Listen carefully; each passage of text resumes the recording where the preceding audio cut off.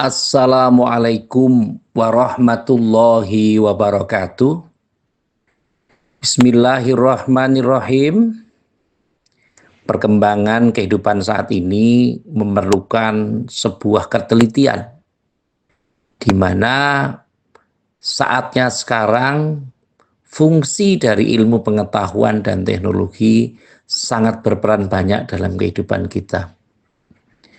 Kalau dulu mungkin orang hanya menyampaikan pendapat dan opininya atau sanggahannya mungkin tidak secara langsung.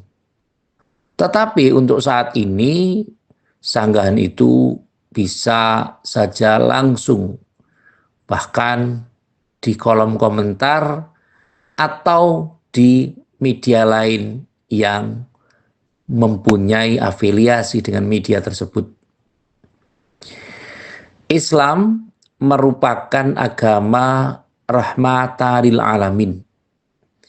Sehingga tentu saja semua aspek bisa dimasuki oleh orang-orang yang menganut agama Islam. Di mana saja dan kapan saja tentu bisa terjadi. Sebagaimana sekarang ini banyak orang di Inggris, di Amerika Latin, di Spanyol, yang orang non-muslim itu berbondong-bondong untuk menganut agama Islam. Dan konon kabar terbaru bahwa organisasi baik NU atau Muhammadiyah itu mampu membeli gereja yang tentu disulap atau diubah fungsinya menjadi masjid di kawasan Amerika dan kawasan Eropa. Ini menunjukkan bahwa dalam konsep yang sebenarnya dari awal tidak terestimasi, tidak terduga, justru mereka memahami hal-hal yang sangat baik, terutama Islam, yang tentu saja di Inggris tidak hanya sekedar dari sisi pemerintahan, baik dari sisi sosial, ekonomi, tetapi sudah merambah pada aspek olahraga.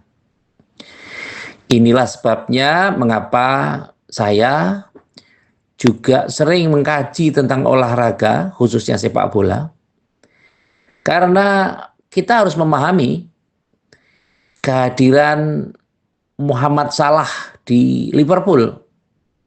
Sebelum Liverpool, Muhammad Salah di Chelsea, ini memberikan dampak sebenarnya ringan saja, apalagi ketika habis mencetak gol kemudian ada sujud syukur. Dan bagaimana orang-orang muslim yang berada di kawasan-kawasan olahraga yang memberikan contoh-contoh positif. Bagaimana mereka menghindari narkoba, bagaimana mereka menghindari miras, dan tentu saja ini menjadi parameter. Bahkan Sulaiman Al-Fahim, pengusaha dari Timur Tengah, memberi kejutan dengan membeli Manchester City atau sekarang dinamakan Etihad Stadion. Kaitannya dengan agama bagaimana? Ya tentu saja dengan sepak bola ini orang jadi tertarik. Ternyata olahraga pun ada kok yang menganut muslim. Jadi tidak hanya berada pada aspek kesenian, aspek budaya. Bahkan di olahraga pun orang-orang juga banyak yang menganut agama Islam. Pada saat lalu mungkin di stadion atau di klub mereka tidak ada masjid.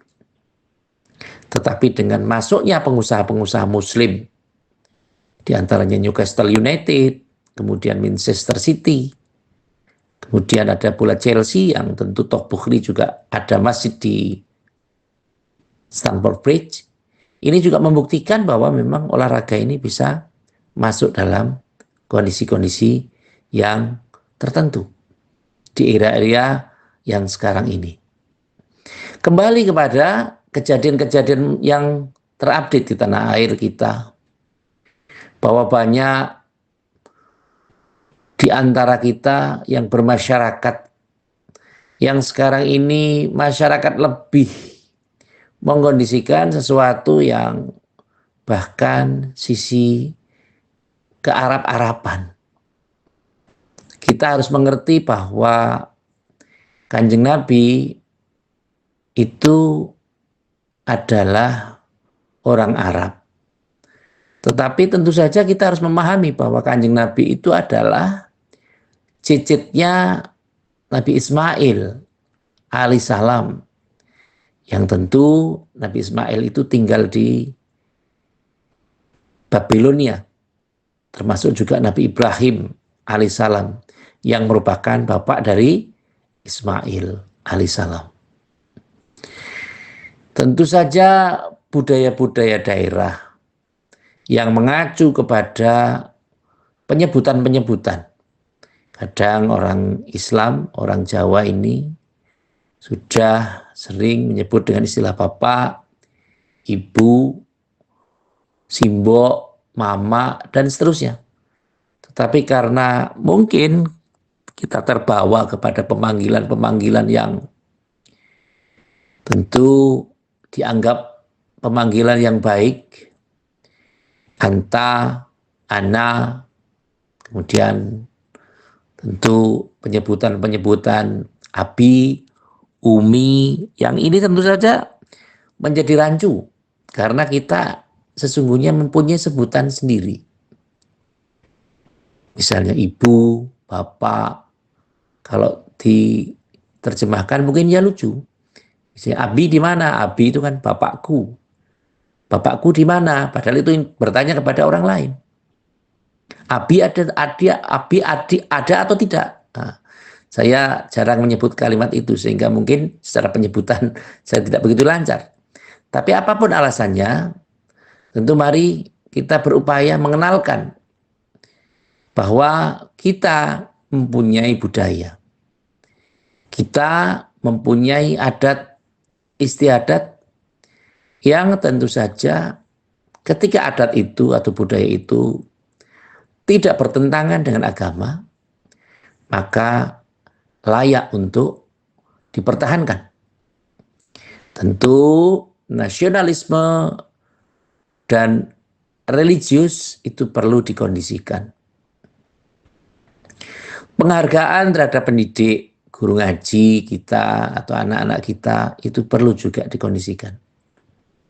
Jangan sampai kita menghargai orang-orang yang jasanya terhadap anak kita, jasanya terhadap kehidupan kita mungkin sangat sedikit, tapi kita beri penghargaan yang setinggi langit.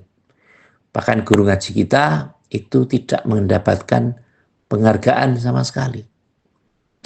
Maka anak kita tetap harus membumi, tetap harus diberikan contoh bagaimana bersopan santun, bagaimana menghormati yang tua, bagaimana menyayangi yang muda, bagaimana memberikan satu kondisi yang tentu saja menjadikan sesuatu ini lebih bermanfaat pada mereka. Ada fenomena yang tentu saja juga menjadi polemik, yakni polemik nasab. Saya sangat tidak memahami akan hal ini, tetapi tentu kalau dari sisi kesejarahan kan bisa dipelajari. Kita harus bersyukur karena ada ulama Nusantara yang mampu membuat tesis yang kaitannya dengan nasab, yang mungkin sebelumnya di pondok pesantren juga tidak dipelajari tentang ilmu nasab. Dan ini perlu juga menjadikan perhatian untuk semua pihak.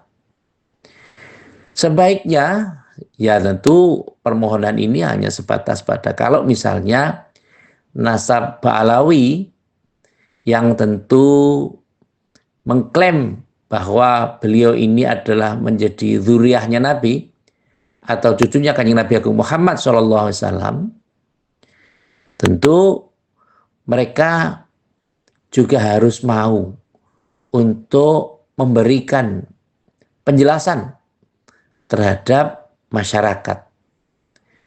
Apabila diketemukan penelitian-penelitian baik sejarah, baik mungkin dengan DNA atau dengan yang lain, andai kata terbukti bahwa Ba'alawi adalah cucunya Kanjeng Nabi Agung Muhammad SAW, kita yang awam ini tentu akan lebih yakin bahwa Baib adalah cucunya Kanjeng Nabi Agung Muhammad SAW. Tetapi andai kata di dalam penelitian atau di dalam riset dari tesis ini memang terbukti baik dari tes DNA, harusnya kalau keturunan Kanjeng Nabi Agung Muhammad SAW itu J1. Tapi ketika klan Ba'alawi ini tidak secara DNA tidak sama dengan Kanjeng Nabi Agung Muhammad SAW, tentu kita juga harus menghormati. Menghormati sebagai sesama umat Islam. Karena sesungguhnya umat Islam ini tidak berkasta-kasta. Orang yang paling mulia di sisi Allah adalah orang yang paling takwa. Sehingga tentu saja banyak habaib yang mempunyai kemampuan secara ilmu agama juga luar biasa. Tetapi tentu saja mereka juga kalau misalnya secara nasab memang tidak terbukti, ya dengan hormat dan sangat tidak boleh mengaku menjadi cucunya Kanjeng Nabi Agung Muhammad SAW. Dan kita sebagai masyarakat Indonesia harus menerima juga kehadiran mereka dengan baik, sepanjang mereka tidak mengubah sejarah, tidak mengubah apapun kondisi budaya Indonesia, dan tidak memberikan hal-hal lain yang justru mengaburkan sejarah. Misalnya membuat makam-makam palsu yang tersebar di seluruh Nusantara, tidak membelokkan sejarah NKRI dan yang lainnya, tidak membelokkan sejarah dari pahlawan nasional dan yang lainnya. Ini tentu saja menjadi perhatian kita semuanya. Dan intinya adalah mari kita saling menghormati, saling menguatkan satu dengan yang lain, dan menyepakati sesuatu yang sama. Tetapi ketika berbeda tentu harus menghormati perbedaan itu. Dan tidak ada saling mencaci, tidak ada saling menghujat. Karena nuwun sewu, ketika meyakini Ba'alawi itu cucunya Kanjeng Nabi atau tidak, itu bukan merupakan rukun iman atau rukun Islam. Sehingga meskipun ada orang yang tidak mengakui, ya tidak akan membatalkan keislamannya. Yang mengakui juga monggo saja, karena mungkin punya landasan-landasan tertentu. Tapi ketika yang tidak mengakui, tentu mereka juga tidak bisa dipersalahkan. Karena memang ada data-data yang bisa mereka tunjukkan. Oleh karena itu, menjelang bulan Sya'ban ini, mari kita kondisikan untuk berziarah kubur, supaya kita mengerti tentang dzurriyyah kita, leluhur kita, dan supaya kalau kita rajin atau mau berziarah kepada leluhur kita, insya Allah anak kita juga akan mencontoh kita. Semoga yang sedikit ini bermanfaat, dan terima kasih kepada semua pihak yang telah memberikan dan berpartisipasi mendukung terselenggaranya acara ini. Semoga acara ini bisa bermanfaat. Sekali lagi terima kasih atas segala perhatian. Dan mohon maaf atas segala kekurangan. Saya akhiri. Wallahul muwafiq ila aqwamit thoriq. Wassalamualaikum warahmatullahi wabarakatuh.